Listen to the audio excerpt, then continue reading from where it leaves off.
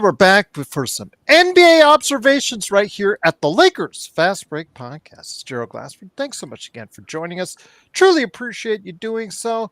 We're here today talking NBA playoffs. You can also follow the playoffs on playback.tv/Lakers Fast Break. I put up for you now, if you're a VIP, you can go ahead and check out the Detroit Pistons game 2 against the New York Knicks. You can go ahead and check them out there right now or hang out with us. And after this show today at 6 p.m., I will actually, on the Lakers Fast Break channel, present to you a special Super BS Gamescast. The guys and I will talk the world of video games at 6 p.m. Pacific, 9 p.m. Eastern, right here, all over at the Pop Culture Cosmos channel and the Lakers Fast Break. Want to go ahead and also mention, Joe, real quick, is Corrupt still 80% off? Yes. All right. $5, guys. Support Joe's great game today. Corrupt, Coreupt on Steam. What a deal. 80% off. It's almost like they're giving it to you. So go ahead.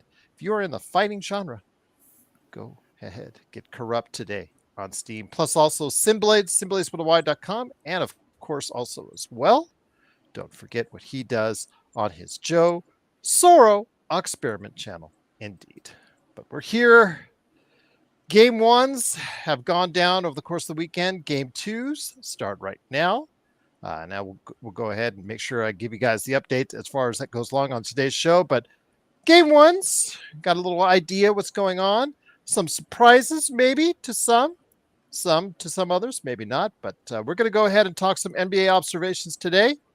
It is, of course, our good friends here. Great to have both of our esteemed guests that are coming on, and plus Joe Soro also as well, covering up the back end.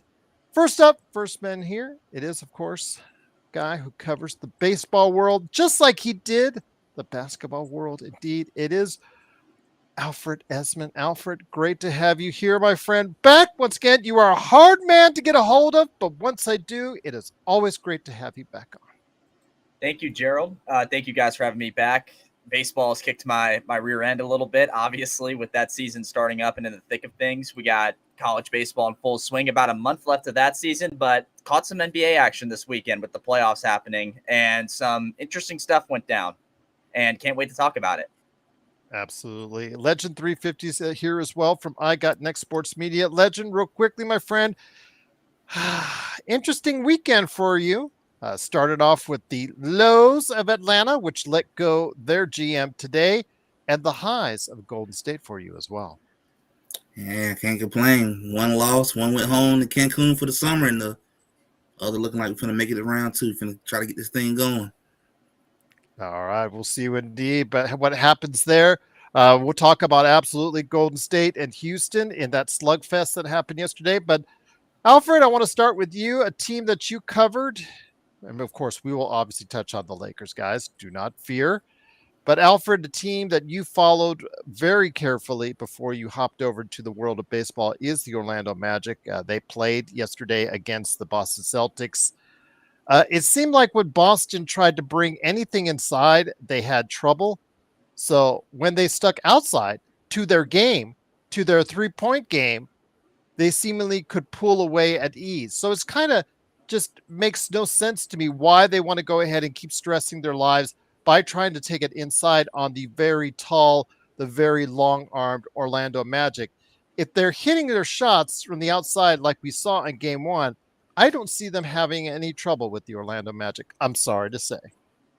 No, it's very fair, and I agree. I mean, and the issue was, you kind of didn't get a very efficient game from Jason Tatum for the most part scoring. It really all came from Derek White and Peyton Pritchard, who just killed the Magic from deep. And that's just what makes Boston so dangerous in general, is that everyone can basically do the same thing for them on their team. And it's just so hard to stop. And as for Orlando, really they had their own problems with no one doing anything outside of really Paolo and Franz for most of that game. I mean, they needed to get more production from a plethora of different guys. Now, not having Jalen Suggs and Mo Wagner obviously hurts that, but you got to find a way in the end, and they just couldn't do that. And you look at, outside of the second quarter, Gerald, the total points in each of the quarters, 18 in the first, 18 in the third, and then 19 in the fourth. That just won't get it done. That's the typical Magic offense. I think a lot of people are used to seeing, but the defense just could not do enough to stop the 3-point fest that Pritchard and White were putting on, and that's what hurt them in the end of game one. So I think, with the way they defended Tatum, what proved to be a little bit successful in stopping him for the most part. But yeah, I mean, that we just kind of saw why Boston's so dangerous and why they could very well go back to back again. Also in the East, Legend, I'll have you get this one. The team that did defeat the Atlanta Hawks, the Miami Heat, they went in to the Cleveland Cavaliers as a Cleveland after coming off a very strong season. And it went back and forth for a little while. But in the fourth quarter, I think Cleveland just realized, you know what, we've got to go ahead and put it into a fourth gear, and they started to pull away. Your thoughts on this Hero, who was a hero in the first two games? This, if Miami's going to get any games, Legend, from them, from Cleveland, Hero has to have big games. Hero has to be efficient. Adebayo, I'm sorry, Bam Adebayo just cannot get it done on the offensive end to the degree that you need to. It has to be Tyler Hero. Unfortunately, it wasn't the case. And although they were very, very admirable in their coming back twice from double-digit leads, unfortunately, my friend, it was just not to be. They pulled away. Cleveland did at the end. And it looks like they made a definitive statement in game one, Legend. They definitely did. They did their thing. They came and handled their business, and it basically looked like for the Miami Heat, if Tyler Hero don't show up, game over.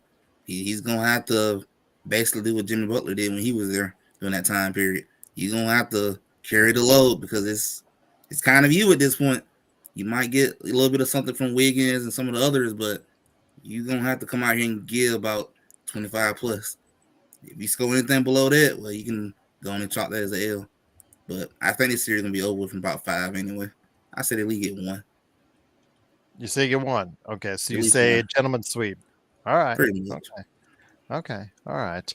And also here today, good man indeed. It is, of course, our own Joe Sorrell, Simblades with the Y.com. Joe Sorrell Experiment indeed. You got to go ahead and check it out on his YouTube and playback channels. I did say, Nick, we would talk the Lakers. So before I get into the Houston Golden State thing with Legend, I know that Alfred also probably wants to go ahead and share his thoughts on as well. The Lakers, we talked about it over the weekend, Joe, on both your and my channels. Again, I just thought it was a very poorly coached game by JJ Redick. I thought the team was ill prepared. They admitted to as such. Now they're talking today during practice about how, oh, we should have done this, we should have done that, we should have done this, we should have done that. You've got very experienced players and a coach. Yes, he hasn't been coached at this level, but he was a player in several playoff games. How is it that the Lakers just came in so ill-prepared against Minnesota? And do you think they will go ahead and, based off the comments we heard earlier today from JJ Redick, find a new path to go ahead and get a victory in game 2? Well, much like not all, most of our chat room patrons are decent people, very good people. But much like the few who can't seem to grow a brain, the rhetoric, that's funny how that all kind of times together. The rhetoric is a little tired. I stopped listening to post game. Well, this happened before Redick. I'm not going to give him all the credit. But after a few months, I start hearing the same bullshit, and then I start turning it off. And that's essentially what I did probably around December with JJ Redick. I'm not really a Redick detractor or supporter. I'm just kind of there with that. I think he's got some good attributes. I think for a rookie coach, I think he's done a wonderful job. However, when he speaks, it seems to not tick very well, at least not for me. A lot of regurgitation of typical excuse type stuff. That's one of the things that I would always appreciate from guys like Phil Jackson back in the day. This has nothing to do with Phil Jackson's coaching acumen This is just his response to dialogue. I just never felt like Phil Jackson ever really responded in a way where I felt like he was just making things up. I think he would respond to how he felt at that moment. And again, I know not everybody's going to do this, but for me, there's really been two coaches that I've watched. My favorite coach is Nick Saban. I'm not going to get into details of that. That's my number one of all time. But there's been two coaches in my viewing life that were coaching my teams that always seemed to click with my emotions. Number one was Bill Cowher. The other is Phil Jackson. So with that, I am really not interested in listening to what, where, and why. The Lakers, much like, unfortunately, sorry, Mr. Alfred Esmond, the blasé offensive prowess of Orlando is similar to the concentration of the LA Lakers. They're going to come out possibly on Tuesday running amok and maybe winning in a blowout for all we know, right? Okay. Why did you wait? You had 8 days off. Why did we wait? This team plays like, and I've said this already, they play like they're entitled and they play like somebody owes them something. And that's just what I've seen throughout the season. I might sound unfair because there's been a lot of changes throughout the year, but that's only in roster. Their habits haven't really necessarily changed. It's the same habits they had before Luka and after Luka. They still resonate there. Oh, I'm sorry. I shouldn't say that. That week and a half or 2 weeks where they went on that run, they had the energy and their defense was top notch at that point. And then they fell off because their concentration isn't about day in and day out. Now, we'll see videos about LeBron doing sit-ups and putting ice on his knees and doing jumping jacks, all that stuff. With all due respect, I don't give a shit about your off-the-court preparation. That's your job to be ready. I'm about the court.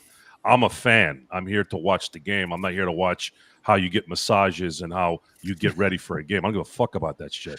So if you're going to do all that, Joe, don't beat around the bush. If you're going to do that and you're going to publicize it, then you better come with it.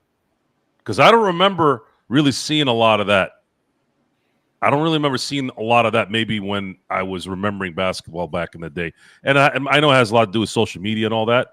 But usually anytime I see a lot of advertisement about what you do, it tends to go a different way in terms of the execution where it matters. So to put a button on this, which seems to be my tagline lately, I don't give a shit what you say in an interview. I don't give a shit about what you do before the 48 minutes you're playing in the game. Get out there on Tuesday, get this win. Because if you don't get this win, you're likely going to get swept. Because you don't have the concentration, you haven't had it, and you don't have the fortitude to grind. You don't have it. Maybe they'll prove me wrong. I've been wrong a lot this year, probably more wrong than I've ever been. So maybe I'm pulling a reverse jinx on it. Maybe it's just how I feel at the moment. Maybe I'm wrong. I don't know. But I know it'll give some fuel to the numbnuts that have been coming out of the woodwork lately. That's true. We've had quite a few of those. No look pass. To answer your question, I heard Joe say exactly what he just said now about the Lakers could get swept if they lose tomorrow. How does the panel agree? And judging by Alfred and also Legends nodding their head in approval to what Joe said when he said that, I'm assuming that both of them agree that it could be a sweep if they do lose tomorrow. And I'm not going to try and argue back against it. I think it might be a gentleman's sweep. If that's the case, they'll take one or two just out of pride. But I think the series is over if Minnesota does win tomorrow. And I'll just go ahead and add on to that as well. One of the things I did want to ask you on behalf of Parade on Figueroa on Twitch, Alfred, is which game one has surprised the panel the most so far? I said without a doubt, it is the Los Angeles Lakers. Again, you come in with experienced stars despite a rookie head coach who he has played in the league. He has been through several playoff games, 40, 50 playoff games, whatever he's been through his career. This should not be uncommon to him. And the way they were not prepared to do this. And Joe might like the sound of this. Earlier today, JJ mentioned that they should have practiced harder leading up to that game. And this was the best practice that they had today in months. And I'm just going to myself, I'm just thinking, yeah. See, Joe, exactly. It's the same way I feel. So before I get it back to you, Joe, but I just wanted to go ahead and mention that to you before I forget. Alfred, your thoughts, was the Lakers' loss the most surprising to you, or was there something even more surprising? Yeah, hands down was the most surprising because I don't think I wouldn't have been shocked if Minnesota took one in LA to begin this series. Game one is just not what I would have picked. I would think the first game of the playoffs, you'd go in energized, and they just did not look that way. And to go off on the sweep thing, I mean, LA's record on the road this year is 19-22. And you're going into a Minnesota crowd where if they're in the playoffs, this is like pretty much every NBA team. But if Minnesota is going to bring a crowd and it's going to bring energy, that's only going to, puff up a player's chest like Anthony Edwards a lot if he's at home. And he's the kind of guy, if he gets his mojo going, he's just, an unstoppable force practically. So it'll be tough. I mean, it's not going to be favorable for the Lakers at all if they fall down 0-2. After these two games in LA. That's why I think this game too is vital. But yeah, I mean, that was the most surprising result, just because if there was any game Minnesota was going to win in Los Angeles, to me, it might have been game two after they see what the Lakers are about a little bit, not game one right off the bat in this series where, at this point, the Lakers should be able to win this and make a deep playoff run. Alfred, let me bring it back to you before I go ahead and touch on with Joe that little practice comment that was made by JJ earlier today. In the West, did you want to go ahead and still talk about the Lakers, or did you want to touch on your Golden State Warriors? That to me was not surprising because, again, the betting money swung from initially an early favorite for Houston to, by the time it was tip-off, Golden State was a clear favorite to win the series. So that does not surprise me. The fact that we had on a Frank from the Rockets Chop Shop earlier this year in the season, and the first thing he said was the fact that since they don't have a true number one, generating offense at times is a problem for them. And we saw those are evident yesterday in that game because Golden State, obviously with Jimmy and Steph, they have two clear choices to get that ball in the hoop, two clear choices to go to, whereas obviously the confusion on where they needed to go to get good shots in Houston seemed very problematic in that first game. I could definitely say shout out to the Warriors. They did a good job closing yesterday. Only thing I didn't really like in that game was we was up like 20 and you basically about below that whole pretty much the entire lead, got it back close and then shot it back up. So that's one issue I see with the Warriors pretty much. Can't hold your big leads. But other than that, the glaring issue for Houston, it showed yesterday. You don't have the offense. You don't have nobody to go to at the end of the game. Gerald Green got pretty much sat down and ain't seen him no more. He disappeared. And you just saw a lot of the youth. The youth part begins to show that inexperience. You saw a lot of that with when they start to struggle. And I can't think of his name, but one of their youngest players even admitted himself he was nervous yesterday. Which it showed. It showed probably a lot Smith. It was probably Smith or maybe Tari Eason, one of those guys. I wish they would have played Whitmore because they needed offense, and that's all he can do is score. And it's just like the thing with the other day with Dalton Connect. Those guys can score. That's all they can do right now at this stage of their development is score. Why would you not bring them if you're offensively challenged? But again, I digress on that. The one thing I want to touch on with you, you talk about the youth and inexperience there, Legend, but the experience in Fred VanVleet wasn't much better. He and Gerald Green combined for, I think, 7 of 34, if I'm not mistaken, just really atrocious numbers. That's what they brought him in for. They brought him in for $40 million a year to be that experienced guy to get these young kids over the hump in games like this. And he and Dylan Brooks, and Steven Adams, these experienced guys are supposed to pick up the slack if there's any nerves or anything as far as youth or inexperience. And unfortunately, for Houston, they didn't get it done. Legend. Yeah, they just didn't get it done. And Van Vliet had a very rough game yesterday. He did hit some key shots in some moments, but it was a pretty bad shooting game for him. And for Houston, to me, I would say they're in a more different situation from the Lakers. They have to win game 2 for them. I feel like they lose game 2, then this series is pretty much a wrap for them. Their confidence is going to be completely shot at that point. Let me ask you this, Joe, getting back to the Lakers. And once again, it is NBA observations. Nick T, NBA observations, part of the Lakers Fast Break shows that we do, since it's clear that you weren't clued in on that. You didn't read the description. It is NBA observations, Joe. So you heard what I said about the comments earlier today that now there's a lot of second guessing about them not going harder in practice leading up to the game, or doing this or not doing that. We weren't prepared for this. We weren't prepared for that.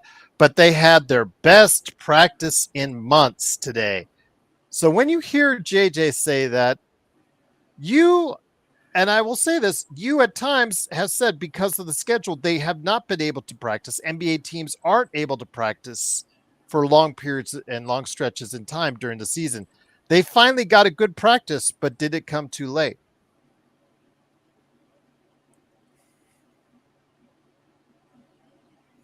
Shooting threes all day. Maybe try to get to the basket. If LeBron James isn't capable of drawing in defense while he gets to the basket, he's the number one guy when it comes to getting to the basket. Then what are they doing there? You can use Luka too, but I think Luka's valuable at the perimeter as well. So you're gonna have to open up the offense that way. You're gonna have to either have a threat with LeBron or have a threat with Luka. Now here's what happened in the first quarter. Luka was doing Luka things. Dropped 16 points in the first quarter. Not out of the ordinary. That's what he does. He usually comes out the gate pretty hot. But you know what happens after that? And of course, we're always sitting here having to compensate for the dickheads out there who keep talking about one facet of his game. Okay, so what do you want this guy to do who isn't known to play a certain way? You know, are you going to yell at Draymond Green because he can't shoot threes from half court? Are you gonna say that back in the day Tyson Chandler couldn't post up? It's just play defense. Are you gonna get mad at him for that? These guys have already put their careers in an area where you know who they are. You want Luka to be Ron Artest on defense, then you're an idiot. Okay, but what we did see in the first game is we saw one of the superstars come out the gate, dropping 16 points, sat with a lead, and then quickly, within about 4.5 minutes, the lead went away. So now what? Momentum had been taken. Momentum had essentially been taken for good the rest of the game. Why? Because there was nothing going on the offensive end that showed any kind of cohesiveness in any way. It was iso ball, forget what we did. At least that's what it looked like. And then just get the ball to someone that could shoot a three. So I don't know what these guys are doing for 82 games. I'd like to think that if you're not practicing, at some point you build some habits. These are basketball habits. This has nothing to do with the current offensive structure. Oh, and why are you 2 steps behind on defense? If you ain't doing shit on offense, could you at least play some defense? So these things are likely a lack of effort. And JJ Redick can sing up and down the court. If they're not listening, it doesn't matter what he says. Doesn't matter how good practice is. It just doesn't. Are they building habits in practice just today? I don't know. I don't know. Are they going to continue to play well the rest of the way? I don't know. But this team has no room for error. There's not enough talent. There's really only 3 guys in the starting lineup that you could say without kind of that are real starters. Real starters on the Lakers. It's not disrespect towards DFS or Rui or Hayes. It's just that they're not. They would be better, in my view. I've seen enough of them play. They would be better as role players off the bench. So the Lakers are playing with 3 guys right now that are legit starters. And really, Austin Reeves, if you really wanted to stretch it, I think he'd be the perfect 6th starter. And we've been saying that for a few years. Austin Reeves coming off the bench on a title team, a fully loaded title team, would be devastating. It would be one of those teams that's winning 65 games a year and winning championships. But they're not there. They're too deficient in too many areas here. So when we try to play this out as much as we could, we were hoping that less travel, which means less taxing on the team.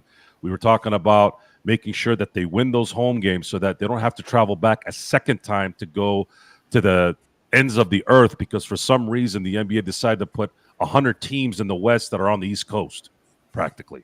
Minnesota, Memphis, Oklahoma City. I know those teams moved, but they weren't really thinking about realignment around that time. Like, it's been a while now, hasn't it? Could you guys fix this problem? You're not going to get an expansion team, are you? You're not going to get 2. Why? Because the league already sucks with talent. So you don't want to add more teams and make it more watered down, because then JJ Redick is going to come on the mic and say, oh, by the way, is he going to say it now that it's watered down? No, because you have a bunch of guys that can shoot a bunch of threes. Apparently now those athletes are better than the ones that were actually efficient back in the day. So that's another reason why I don't really listen to JJ Redick. He said a lot of stupid things in his time, and I'm not a homer. I mean, I'm a homer to the Lakers, but that doesn't mean I'm going to sit there and kiss your ass when you say something stupid or forget what you said before, especially when it is stupid. So if I had to give JJ Redick some advice, because I already gave enough advice to the players, and in the end, it is going to be their fault. I'm not going to blame JJ Redick, but I do want to give JJ Redick this advice. I wish I could do it in a meeting room, but I probably wouldn't last 30 seconds in there. They'd probably pull my media card and tell me to get lost. But if I had one thing to say to JJ Redick, shut the fuck up and just answer questions that they give you and just be on your way. I don't want to hear about your good practices. I don't want to hear about how you screwed up in the last game. We have eyes. We saw what happened. I don't want to hear it. I don't want to hear about your good things. I don't want to hear about the workouts. I don't want to hear about anything. We want to ask questions. We want to ask questions about injuries. We want to ask questions about maybe what can be done in the next game to some degree from things that you didn't do before, or more things that you want to do from the previous game that you want to do now. Those are normal things that I have some validation in terms of information that I'd like to know. But more often than not, it's not, because what are they going to tell you? The game plan? They're going to tell you the game plan. So I just prefer everyone to shut up about their good deeds. Please show me on Tuesday about your good deeds. And by the way, just because you win Tuesday doesn't mean this thing is over. You're a 3rd seed. You're supposed to whoop this team at least in 5 or 6. So good luck. Once again, it is NBA Observations on the Lakers Fast Break podcast. It is Joe Soro, Alfred Esmith, Legend 350, and myself, Gerald Glassford. Thanks again for watching, listening. Don't forget to like and subscribe. Also become a member today for just $2.99 a month right here at the Lakers Fast Break. Alfred, I bring it back to you. By the way, Kurt Affair says he's glad to see Kumar Rocker get a win. Just wanted to note that for you in the chat. Kurt Affair is the best. He also... When Jeremy asked why Ohtani was gone, I mentioned to him that his wife had a baby, and Kurt says that's no excuse. Get back in the lineup. This is results business. Have your babies in the off season. Whatever you say, Kurt. You got to give credit to Ohtani. He was supposed to be out of the Texas series. His wife had his baby on Saturday. He was on a flight for Sunday's game. I didn't think he was coming back. So say what you will about Ohtani. I mean, most of the stuff is positive, don't get me wrong. But my God, that guy cares about everyone. He cares about the catcher when he misses a shot. It's phenomenal what a human being he is. Really, I don't think there's enough discussion about what a good guy that guy is. He is a fantastic. I can't really say it because I don't know him, but based off what I've seen and based off interviews that I've listened to, And of course, my own eye test as I'm watching him play. Guy's just got a heart of gold and cares about everyone, cares about people. And props to his wife for supporting him and letting him go play on Sunday. That's a big part of this as well. Mm-hmm. So let me ask you this. We all talked about how disappointing the Lakers' performance was, how good some of the other performances were around the league. Is the worst? Is it to be? I should say, is probably the worst person to be right now as far as the most down, depressed individual, Desmond Bane, because he unfortunately over the weekend acquired a record that he probably didn't want of the worst plus minus in NBA history at a minus 51. I think Oklahoma City is still scoring points. They say that the game is over, but I think they still are scoring points right now on Memphis. They won by 51, needless to say. This series, I think, is definitely over. I don't even think they're going to get a game. I think it's a sweep at this point. I think that Memphis is demoralized. Is this the type of game? Before Legend, I get it back to you when we'll talk Denver Nuggets, start that conversation with you, my friend, and the Clippers, unless you want to talk about this as well. Oklahoma City, is this the kind of devastating loss for a franchise in Memphis that could have like ramifications for seasons on end? Like, for instance, like if they go out in the sweep, they could be split up. It just could be detrimental to the franchise. Is this the kind of loss that just absolutely will just send echoes throughout the organization for some time to come? It's that type. It definitely is one of them type of losses. This loss was bad. Like, this was, to me, just beyond embarrassment. You are a professional team.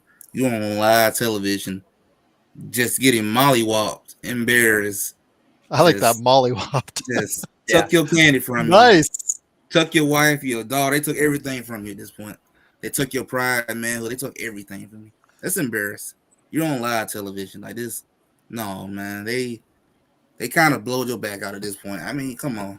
It's even worse looking at Ja Morant on the TV just laughing. Like, yeah, that's the point. I'm questioning your "do you want to win" moment, because this is just embarrassing, and I feel like the franchise got to make a change after this. I think they're gonna get swept at this point. You got to make a change. Is it time? Well, then let me ask Alfred. I think you're probably going to answer this question the same way, Legend. But Alfred, I'll ask you: is it time to break up the Memphis trio? Is it just time? I could see one more year at it, but you kind of really have to think about it this offseason. Because you have to commit a lot of money to Triple J in this offseason if you do. Yes. Yeah, and that's a big, crucial deciding point with them.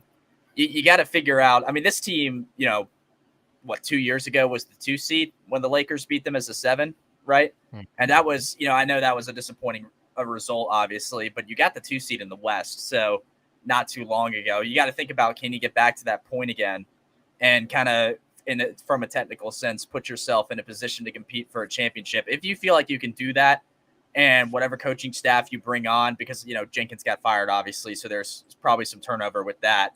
Whatever coaching staff you bring on, if they look at it and they're like, hey, we can still do something with this, I say run with it and try it. But if there's any doubt about you doing that, you gotta kind of break it up a little bit and figure out where you're going to be next, because obviously this kind of loss is demoralizing. Now, I'll give OKC credit. I think they're going to play that way, where they run up the score on a lot of teams in the playoffs and a lot of games in the playoffs as much as they can, just because I think they're that hungry and that, they're that motivated to prove themselves. But nonetheless, as far as Memphis goes, they really have to look at that offseason. If they feel like, if there's any sort of hope that they feel like they can get back to that point, I'd try it. But it just depends on what the new coaches think and stuff. So I'll leave it at that. I feel like once you get a new coach in place, then you kind of break that down. But we'll see. And that's going to happen soon, because I'm with you guys. I think they're going to get swept. So they're going to start their coaching search, in the very near future. I just think it's time to break it up. Ja has been nothing but a pain in the side. If it's not the guns, it's the grenade now. And like you said, Legend, perfectly, he was laughing. When you're down 50, if Joe saw that from one of the Lakers, there would be F-bombs throughout the entire show, and rightly so, and deservedly so, because that's if Memphis fans are out there, they're probably all pissed off at Ja right now, because at 50-point loss is absolute humiliation, and not the way you want to go about it. But the other game in the Western Conference, game one, Joe, I'll start. Your thoughts on this one: the Clippers and the Nuggets. I said during playback of that game on playback that I thought that the game was not lost by the Westbrook up and down thrill ride that you saw at the end of the fourth quarter and in overtime. I thought the game was lost when late in the third quarter, when the Clippers had a nice little lead. They put Bogdanovich, and he absolutely stunk the joint up for the first few minutes of the last few minutes of the third and the first few minutes of the fourth. They didn't put Kawhi in the fourth right away. They didn't put Zubats in until several minutes after the fourth quarter started, and they just lost all their momentum from there, and it became a back and forth type deal from there on. Your thoughts on this? I really thought that the Clippers had game one, and the clip's going to clip. They got clipped. Do you see them actually now winning this series after what happened in game one, where they had a game that they had in the palm of their hands and had it snatched away from them from some poor decision making? Well, the Bogdanovich move is one of those moves I'd say is he was you're terrible. Yeah, it's one of those, when it doesn't work, you're an idiot. If it works, wow, you got a guy that contributed when you needed to sit certain guys out. And to put it in perspective, Kawhi Leonard played 41 minutes Saturday night. I know we grew up on the elite players playing 42 minutes, and it's like, so?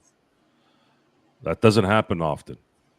And more so that it's Kawhi Leonard, you're kind of playing with fire when you let him play that many minutes. So I'm not going to necessarily throw fire at Ty Lue. He was trying to rest him up. If he doesn't sit him down, he's playing 44 minutes. And you saw it took a toll towards the end. He might be healed up, but he's still in his 13th season, 14th season. And he's had major issues. This isn't LeBron James, who, knock on wood, hasn't really had he hasn't really had a major injury. He's had a groin. That's his worst one, and he kind of has it now a little bit.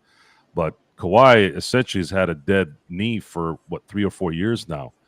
The fact that he's here where he is now, I think they're feeling pretty fortunate that he's not even wearing a knee brace from last time I saw him. So I think Ty was trying to preserve him as much as he could, but the yo-yo, I call him yo-yo because Westbrook will make you want to kiss him on the cheek and then also want to go and jump off a building in the same possession. And he did that in that game. It just so happens that the most important part of the game, he was positive.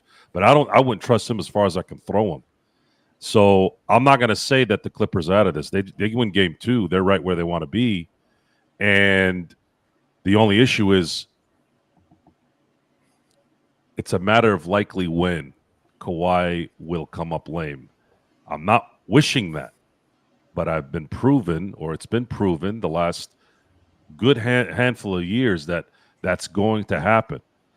So I don't know. I don't know how the series is going to end. I would like to see a 7-game series because I did enjoy the game. I didn't get a chance to watch all of it, but I did get to watch the important parts. And that team still has the MVP. At least my vote for MVP this year in Jokic. And everyone else, Jamal Murray was hitting big shots. You can say because they are the higher seed that Denver should win this. They have the home court, and in that case, yes, they should win this series. But I still wouldn't be surprised if they did lose it in 7 because it's a pretty evenly matched team, considering as long as Kawhi doesn't come up lame. Guys, Legend, Alfred, Legend, I'll start with you. Before we get to Indiana, Milwaukee, and the game that's going on right now with Detroit leading by 9 in the second quarter against New York in game 2, Legend is heading on out for a second here. Alfred, I get it to you, my friend. Any surprises in the West? Anything you want to comment on the West as far as finish up before we head back over to the East and then talk about a little bit Lakers again before we head on out? Yeah, I'll add on to the Clippers Nuggets thing. Gerald, yeah, you brought it up. I mean, I think, Joe, you put it perfectly with Bogdan. I mean, if it worked, you're a genius. If it didn't, like it did, you look kind of foolish. And I think if you take that and you're like, hey, we repeat what we did last night here in Denver again, we can come up easily on the other end of this with a win. And that very well could happen. So if that's the case, this is tied heading back to Los Angeles for that series. I'm not, Denver, it was very good for them to get this win the way they did when it looked at times they didn't necessarily have it. But at the same time, I would not be shocked about the Clippers bouncing back into this thing very, very easily. I think it's that neck and neck this series. I think it's the most evenly matched one we have in the playoffs as far as that goes. You got Harden doing, what he needed to do in that game. So would not by any stretch, I know people on the channel might not be a fan of this, but I would not by any stretch rule out the Los Angeles Clippers right now in this series, even without the home court advantage. Legend, let me bring it over to you. And once again, it's NBA observations on the Lakers Fast Break. Truly appreciate you joining us in regards to the Eastern Conference. Finish up with the last two series we haven't touched on yet, Indiana and Milwaukee. We saw a definitive victory from Indiana, but good news on the way as Damian Lillard has been now listed as questionable for Game 2. What do you think first off, do you think he's going to be in any semblance of shape? Because he's been out for a little while with the blood clot issue. Do you think he's going to be able to go ahead and give Milwaukee enough to see them get out of Indiana with a split before they head back for Game 3 to Milwaukee? It won't be easy, and I'm not gonna be surprised he's a little out of shape just because it's been a minute.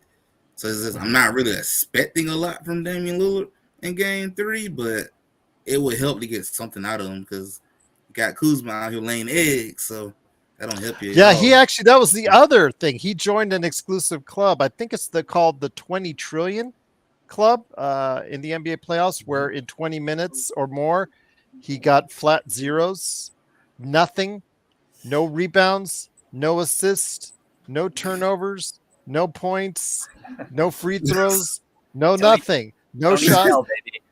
Plenty of cardio. Exactly. I had the list the other day. I saw it on Twitter the other day. But yeah, he is the second most. He's played the second most minutes, I think, to get flat zeros of anybody in the playoffs. Some familiar names. Michael Cage was in it. That's the one that surprised me most because Michael Cage led the league in rebounding, I believe, one year at least. So that was the one that surprised me the most. But Giannis right now for Milwaukee has to do everything. And it's obvious that he needs some assistance. And I don't know, with Lillard coming back at maybe 70%, maybe, is that enough to get on by for Milwaukee to have a chance in this series? I mean, maybe, but it's still going to be a tall order. I really think you need Damian Lillard. You need him to get out this series. I feel like without him, it's just going to be hard. Yeah. Okay. Yeah. Do you concur with that, Alfred? Because again, he's coming back. He is just questionable for Game 2. He was talking the trash like he's already ready to go. If you saw him in Game 1 from the sidelines, getting into it with Tyrese Halliburton. But your thoughts? Again, I don't know how good of a Damian Lillard you're going to get for Milwaukee. Well, first of all, I love that because of I'm sure everyone remembers from the play-in, the Tyrese Halliburton doing this a while ago. I love that little kind of spark that those two have with each other. Damian Lillard will absolutely help the Bucks if he gets back. And even if he's not fully 100%, you're still going to need other guys to do better than what they did. And I think that's pretty obvious, even with Damian Lillard in there. I mean, you look across the board, the bench was okay. You got some okay stuff from the bench. If you're the Bucks, Gary Trent, I thought was solid. AJ Green, who I've been a huge fan of all year, was pretty good as well. Even Kevin Porter contributed with some points, even though he wasn't too efficient. That's not going to be enough. I mean, you're going to have Kyle Kuzma, Torian Prince and I guess Ryan Rollins. You're going to have those guys do more because outside of Giannis, that starting lineup combined for 14 points and it came from 2 people. So I know what Damian Lillard will help, but even with him in there, not fully 100%, whatever, Indiana can still, have their way with these guys if the other supporters on that Bucks team don't come through. Because man, I mean, Pascal Siakam, Miles Turner, and Nembhard, they went to work on that team in game 1. So that's what I'm going to be watching out for, and that's the key to this series as a whole. You got to get the other contributors going for Milwaukee, and I think that's pretty obvious to all the Bucks fans I've seen out and about talking about this series. So that's my main thing. I mean, you can expect this from Giannis every game, from here on out as long as they're in the playoffs. It's just the guys around him needs to do a lot more than what they did. Joe, any thoughts on the Eastern Conference playoffs you're watching right now? The Detroit Pistons, I believe in the second quarter with 5 minutes left, are leading by 10. I don't know if they're going to hold on to that lead, but obviously they've made for a team like them which has a lot of youth and inexperience.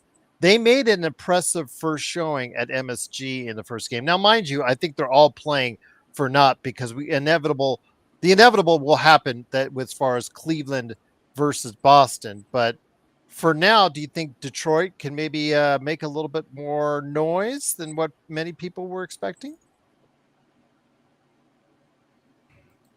I mean, they're up 11 right now, late in the second. I could see them maybe splitting in New York. Could go 7, but I'll say my earlier prediction was 6 for New York, but that could flip too. New York is getting Bridges really kind of maybe put a little bit of a stamp on the possibility of them competing. At the time, I don't think it was a bad deal. I thought they paid too much. But then, of course, they got Cat. But we've talked about Karl Anthony Towns and his inability to impose his will. The Knicks have some work to do, even if they win this series. And I don't. Detroit is a young team. I think they're going to grab some experience from this first time in the Cade Cunningham era run in the playoffs, even if they do lose, and build on that. Seeing Duran play defense the other day, I was like, Lakers were asking Detroit for him during the Mark Williams thing. But of course, Detroit was smart. They said no. Or I heard that they were asking for too much. I'm like, man, could have used that guy. But I don't know I don't know what the offer was, and I'm pretty sure that Rob made the right call in the end. It's just he's too good of a player. And I remember hearing the name. I was like, wait a minute, what are you talking about getting Duran? That's like one of their pillars right now that they're building. The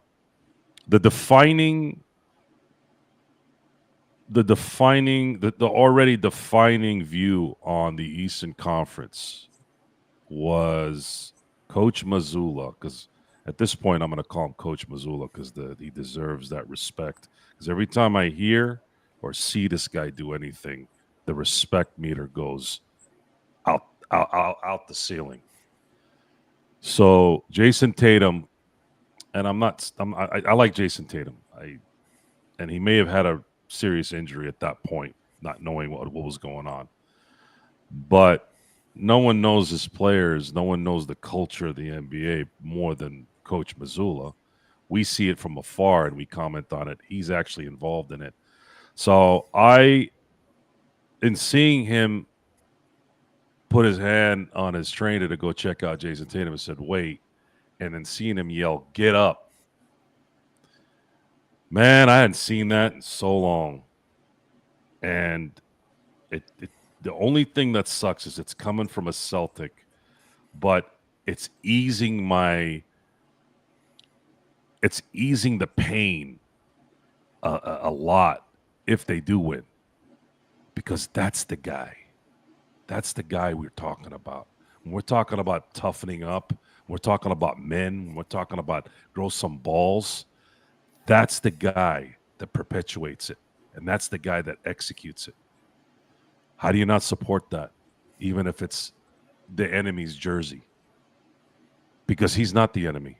Jason Tatum isn't the enemy. Jaylen Brown isn't the enemy. You listen to these guys talk, You listen to the way these guys play, they play exactly like the way we want everyone to play in the NBA.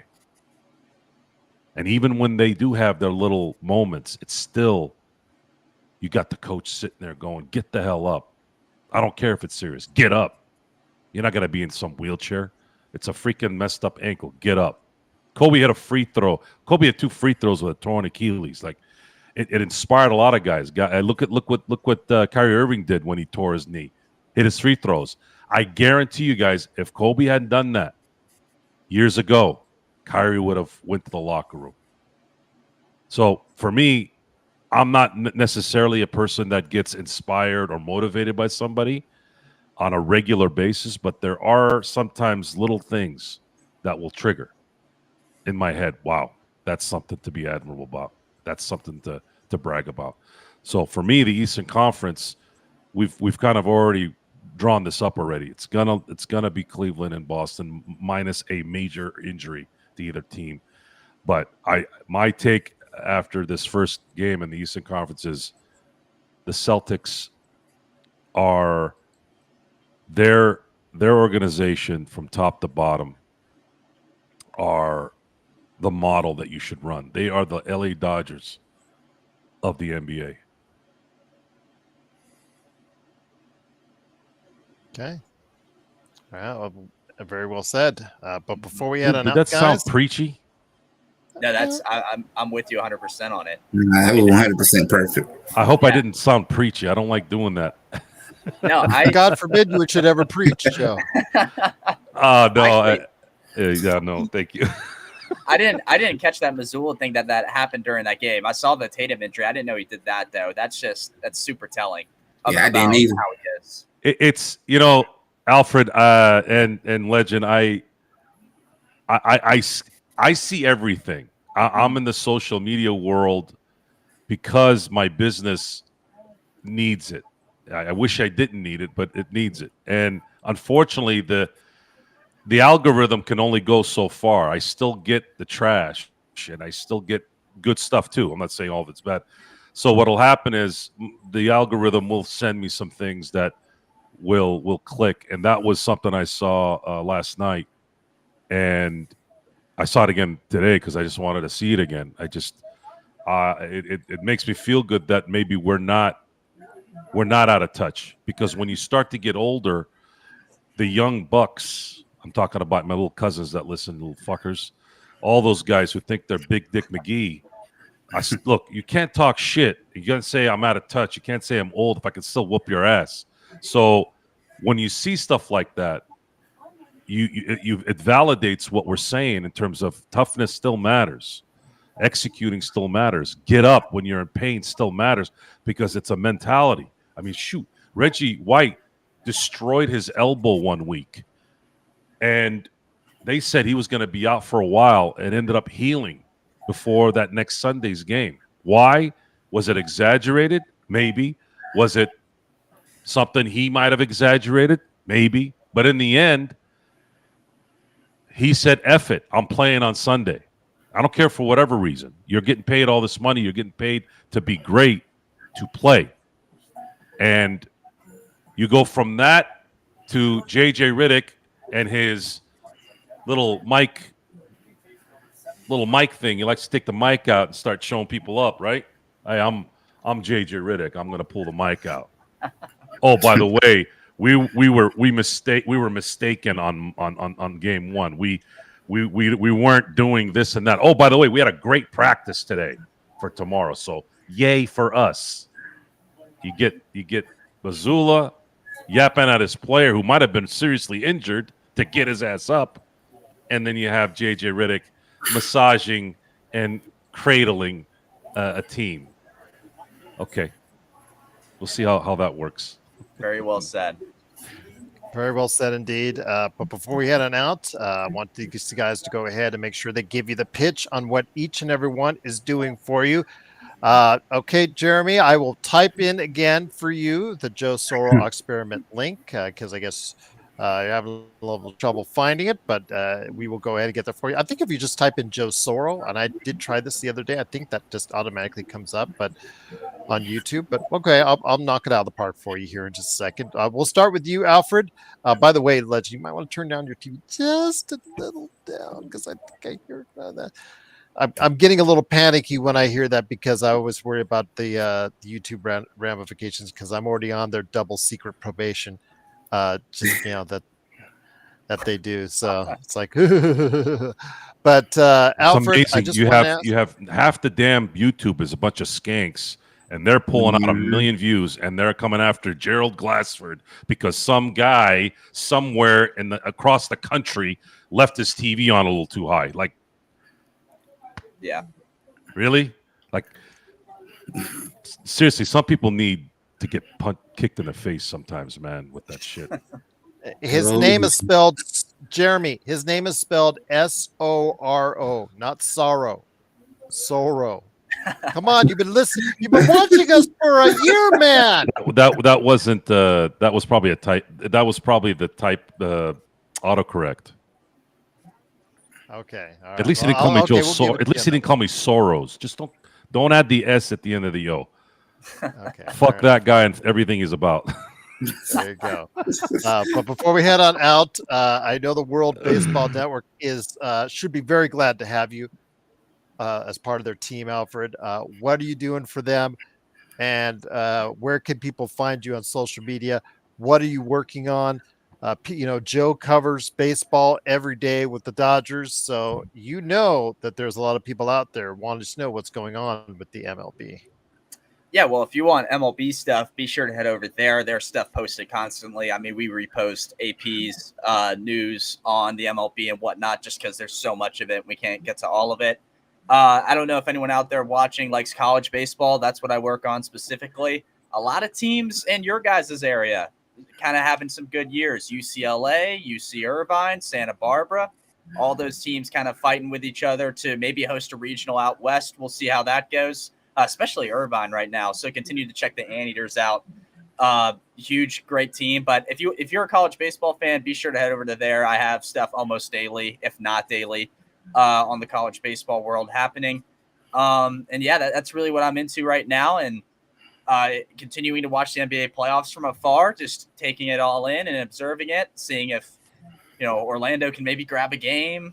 Hopefully, probably not, but hopefully, we'll see. Nonetheless. Just working on the college baseball stuff still. We're about a month away from the postseason, from conference tournaments and the NCAA tournament. So continue to check that out. Reminder, head over to World Baseball Network, worldbaseball.com to get all that news if you want it. There you go. Excellent indeed. And no one covers the world of baseball like Alfred Esmond. So please support him today at Alfred Esmond on Twitter. Legend, what have you got working on? I know you did a playoff preview, but what are you doing in the meantime as the playoffs are going on? Obviously, you're keeping a keen eye on the Golden State Warriors as they're now up 1-0 on the Houston Rockets. But what are you covering at I Got Next Sports Media? Well, definitely going to get ready to talk about yesterday's game with the Houston Rockets and then talk about our path to maybe reaching the NBA Finals, talk about that a little bit, what the path could potentially looks like if we get lucky in some spots. And other than that, probably talk a little bit about some college football. We're going to get ready to see what season's going to come up. Definitely talk about the Tennessee lost their quarterback and all, but there's a lot going on we're going to talk about, especially in the world of college. UCLA. It is. $1,000. Hey, in UNLV, they did the same thing. There was a promise to our starting quarterback. Somehow, I guess during the course of the season, he did not get the said money that he's supposed to receive, according to him. So he bolted. So I hear that it's not the first time. This is not the first time something like this will happen. And as long as we're in this new NIL environment, you better get used to it. Yep. Right. Yep. It's a trip seeing Deshaun Foster as the coach of the UCLA Bruins. No, I remember him running down the sidelines. That's how I know I'm old. That's the stuff that makes me feel old. Like, where did that come from? Yeah, absolutely. It's But good. he's like, Hey, he's the he's got coach. a star quarterback in the possibly in the making, as long as he doesn't smell his own, you know what, and think it's roses. They got to reform the Caleb Pac-12. They Williams. just got to reform the Pac-12. Yeah, UCLA is going to be a still stuck in the middle team in the Big Ten. Just got to go ahead and reform the Pac-12. That's just what they got to do, Joe. Simple as that. Good luck. Yeah, I know. It's No all about one money. wants to be there, man. No one wants to They be had there. they had a deal on the table, and they didn't like the amount that they were dealt with by ESPN. So I still haven't figured out what these guys are really. Are they too educational?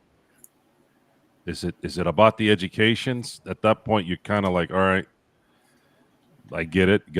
Teams like Cal, teams like UCLA. These are high educational areas or priority on priority areas for education. I've had friends that went to Cal. I've had friends that go to UCLA. Those guys don't give, like, the real, like, people that control that place. They don't give two shits about sports, which is crazy because UCLA, arguably probably the greatest sports university in all the country based off all their sports. Basketball. I mean, and their history. Yeah. You go back to track and field from over 50, 75, 100 years ago, and just the precedent that they've set over the course of time. Had some good times at UCLA. My buddy went to UCLA. My God, it was great. It was a great campus, and at that time it was I great. bet you did. I bet you liked the sites at UCLA. I went to the sites at UCLA were great. San Diego State wasn't bad either, where I went. Yeah, the sites. My were days there. at USC weren't too shabby either. I don't know. I prefer Westwood than Watts. Sorry. What's inside there? It's what's inside that campus that counts. Yeah, but you go inside to do something, and you go outside, and then you're stuck outside forever. On that note, before we head on out, Jeremy, in the chat, Kurt Affair did post the link to the Joe Soro Experiment channel. What you got cooking on your channel? Are you doing something tonight for the Dodgers? No, not tonight. Probably tomorrow after the Laker game, and the Dodgers right now are off until tomorrow. They have a 2-game stint in Chicago against the Cubs. The Cubs have always been a little bit of a nuisance. They're like the Charlotte Bobcats to the Lakers back in the day. They're always they're just there. front loading the beginning of the season with nothing but Cubs games. Is it me or maybe? But at this point, watching the Dodgers play this early in the season, you're invested in it, and you're wanting them to win every game, and then you realize, and I realized this at the beginning of the year. I had to kind of remind everyone, guys, it's very likely that this team will lose 50 to 60 games. And that means they're really good. And it's the weirdest baseball season I think I have ever been involved with. Every loss that they've had creates this barnstorm. Now, we are a society of what have you done for me in the last 14 seconds, but this is still baseball, and it's 162 games, and it wasn't even midway through April. And people wanted Muncy's head. They wanted Chris Taylor's head, who barely played. They wanted the usher's head. They wanted the pitching coach's head. Like, they wanted everybody. I'm like, dude, you guys are absolutely – and you guys have to be bots. There's no way a normal human being can think this way. And mind you, they were still on pace to win. Right now, they're still on pace to win 112 games. So I try to pick some fun of it. When I do my show, I probably release a little bit more on Gerald's show here on LFB because the Lakers seem to give me that reason, and I probably get all my angst out on here because I usually do the show here first before I do mine. And then when I do my show, I've kind of let out all my anger, and I'm just like informative at that point. So if you guys want to see me maybe a little bit more calm, you might want to see me at 10, 11 o'clock at night, depending on when I can be on, depending on the game's finishing. And you probably get a little bit more PG-13 instead of R. Well, we were at a good conversation. It went 2.5 hours total for you. I came on like an hour in.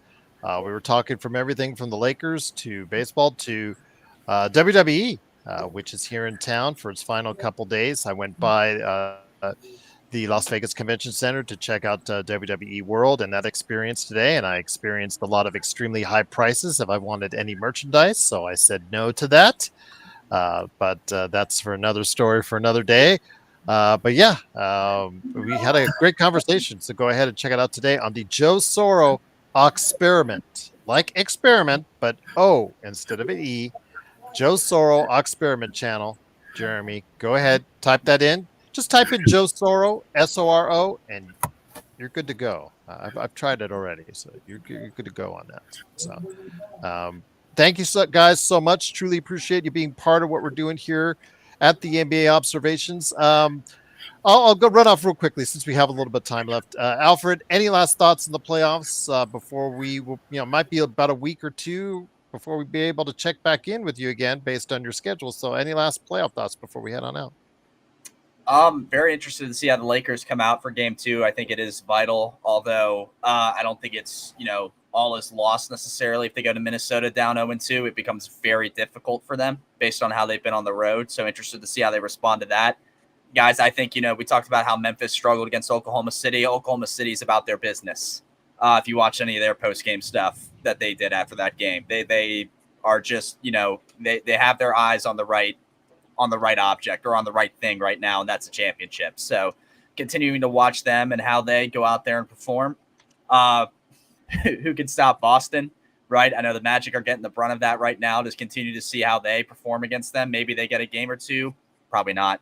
But hopefully, maybe they surprise some people and get one. And then Detroit, I couldn't get anything in on Detroit, but I do want to say about them, I think it's the exact mirror image of what Orlando did last year with getting a top 6 playoff seed, having pretty much no playoff experience, minus, guys like Tobias Harris and whatnot, and seeing how they perform and how they do against the Knicks, although I don't think Detroit will go far. Just kind of, they're starting to get their culture in motion a little bit, which is nice to see. I feel like when Detroit is good at basketball, the NBA is better because that's one of those, those fan bases that just love that team, especially when they're good, and they've had some bad years in the past. So it's good to see them kind of get back in the limelight a little bit. But those are the main things I'm looking at, and just the playoffs in general. Just looking forward to continue enjoying to watch it. Well, my apologies for not letting you touch on that series a little sooner. Just trying to do the round table as best we can and knock it out of the park before we head on out. So my apologies but I'm glad you got a chance to go ahead and touch on that at halftime, as right now the Detroit Pistons are leading by 6 over the Knicks. But Legend, I know you're so great when you come on the show each and every time out. Any last thoughts on the playoffs before we head on out? I think these first rounds are going to be very, very interesting, and I just want to see the Lakers' response tomorrow after that situation with that game. I want to see that. I think that first half of that game going to speak for the rest of this series. Very good point. Very good point indeed. Joe and I will be covering that on the Lakers Fast Break.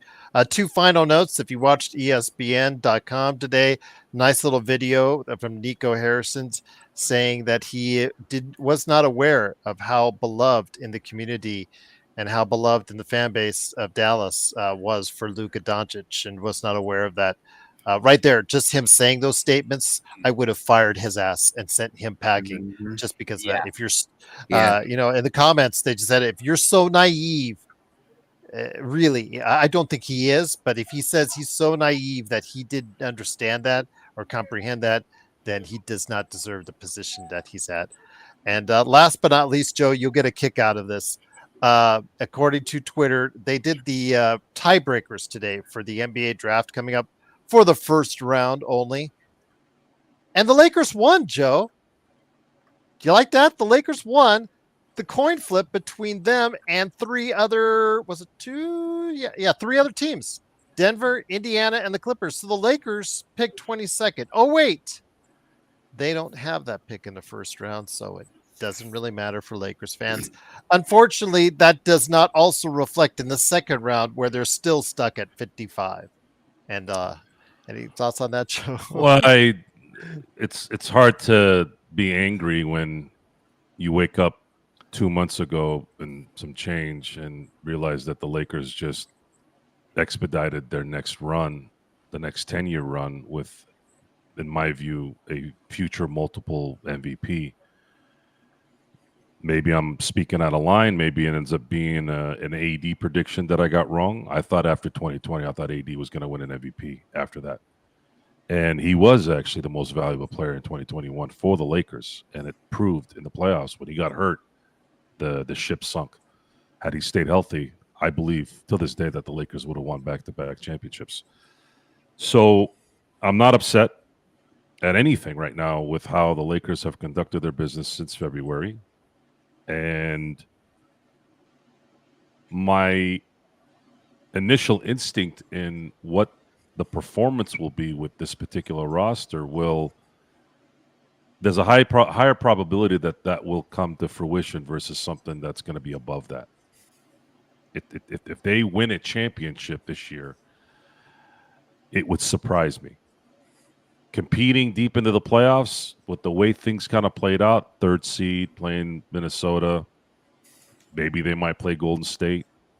There could be a chance where they can make a 2023 run, but if Oklahoma City is going to play as tough as they are, it's going to be difficult. And of course, if Cleveland and Boston are going to continue to play the way they've played all year, then it's going to be even tougher because that last series is all that matters to me. I don't care about getting to the finals. They have to win.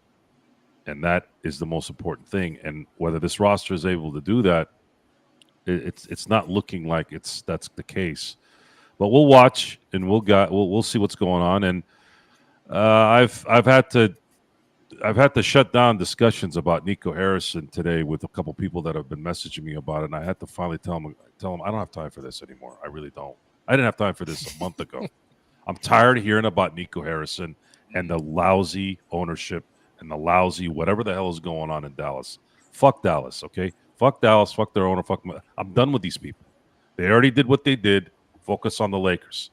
You want to trade an iconic player in his prime, not even in his prime yet, gonna be in his prime, that's on you. Live with it. At some point, take an interview and say, look, this is the last interview. I did what I did. Go away. If you're going to keep answering the same stupid question, then now you're starting to look like an idiot. And you did. You did look like an idiot. You didn't know that the city loved Luka Doncic? Are you stupid? That has nothing to do with being naive. You got to be stupid. Or you're speaking through the mouth of the Adelsons, which I believe that's what's going on. And maybe I'm a cynic. Maybe I'm jaded that way. But seriously, you didn't know? And by the way, forget about Luka for a minute. How about taking care of your boy, Dirk Nowitzki? He's bouncing. He's leaving now because you're treating him like shit. You're disrespecting him. And Dirk, I know you're a good dude. That's another one of those good dudes that I've never heard anything bad about. You need to go have a seat with Mr. Cuban. You all, G, you know I'm not a big Mark Cuban fan because people get enamored with his, todayness. I call it todayness. So he's all about, he's all with it, but he's not. He's not. He's only with it when he's the one that thinks of the idea. When someone else clowns him, he starts bitching and whining like Popovich, starts bitching and whining like Mr. Gilbert up in Cleveland. I know he's been sick, so I'm not going to harp on him too much. But the point is, anytime the Lakers did something, he'd be the first one there to bitch and whine about it because he didn't do it. So I want this to be the message. I want this to be the top storyline. Mark Cuban sold because he had the power here. You sold to a bunch of dinks when you didn't have to. And look what happened. You could have sold to any billionaire out there. You could have done your due diligence and made sure that they weren't a bunch of dinks. When I look at their ownership, what's that guy's name? The one that looks like Peter Griffin with the gap in his thing? Was it not Adelson? Patrick Dumont. Dumont. I mean, come on. Yeah. Really? Really? This is what it's come to? That was your best option to sell your favorite team? I'm 100% on this. If I'm selling my favorite team, which by the way, I'm still a little suspect on why he sold the team.